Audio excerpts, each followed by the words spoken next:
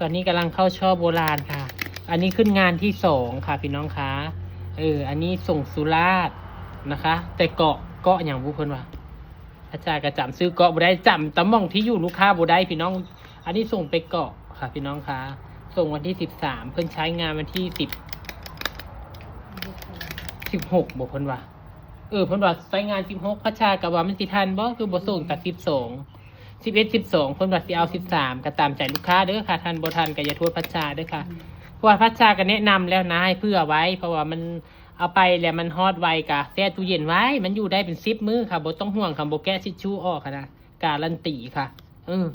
แต่ลูกค้าก็ยันว่าเหี่ยวมันดำก็เลยว่าสิเอาวันที่13แต่ใช้งาน16ทันบ่ทันก็บ่แม่นความผิดพัชชาเนาะพี่น้องเพราะว่าพัชชาแนะนำแล้วดิว่าให้ส่ง11